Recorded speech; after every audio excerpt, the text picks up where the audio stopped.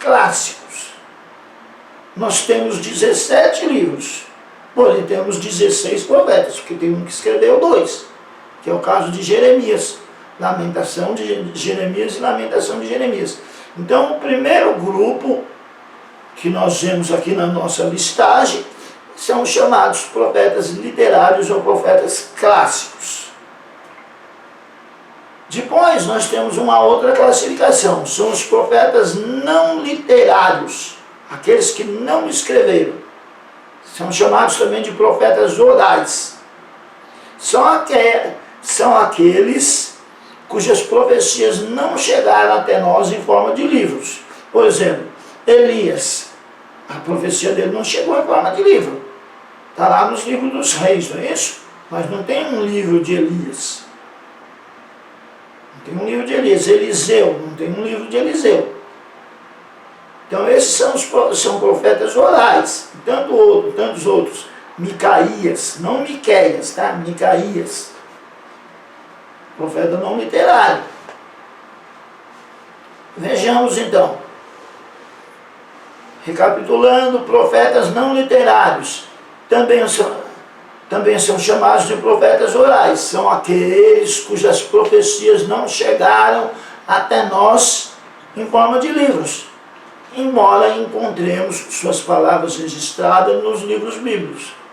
Mas esse registro era sempre por outro escritor.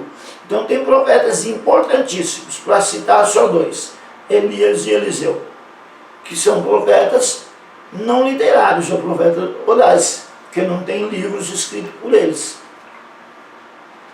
Uma terceira classificação, que é a que nós estamos estudando, profetas maiores. Profetas maiores.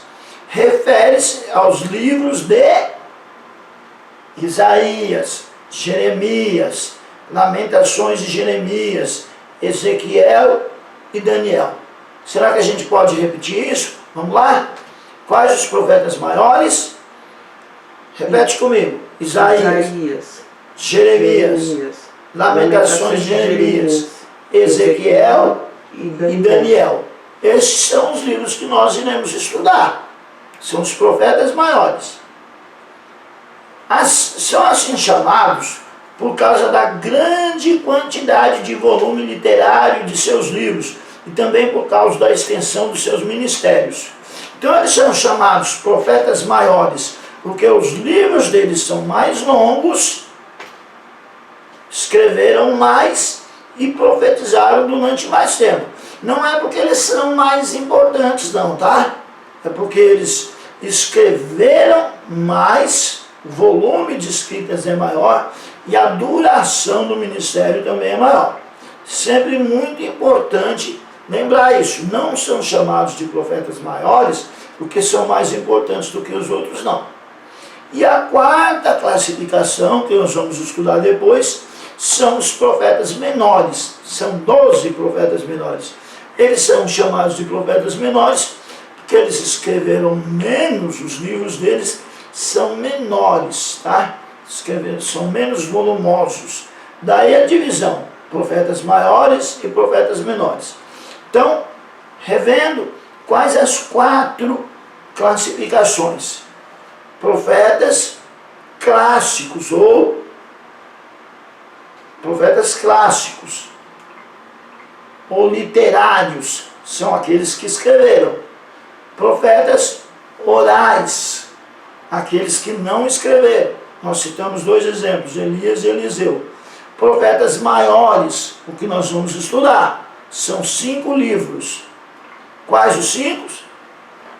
Isaías, Jeremias, Lamentações de Jeremias, Ezequiel e Daniel. Sim, esses são os nossos 5 profetas, chamados profetas maiores. Veja que são 4 profetas, mas são 5 livros. Esses são os profetas maiores, são os que nós iremos estudar. Maiores porque escreveram mais e profetizaram durante mais tempo. Depois dele vem os 12 menores.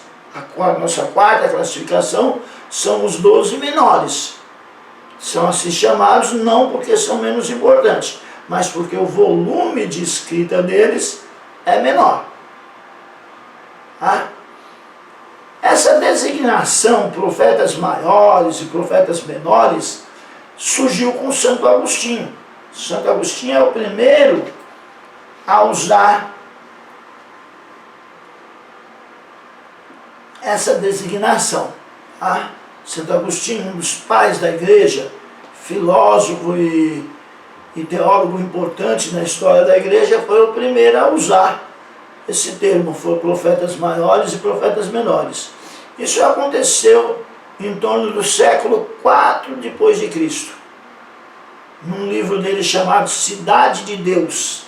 Ele é o primeiro a usar, ele tem um livro escrito, escreveu um livro chamado Cidade de Deus, e nesse livro ele chama esses livros de profetas maiores e profetas menores.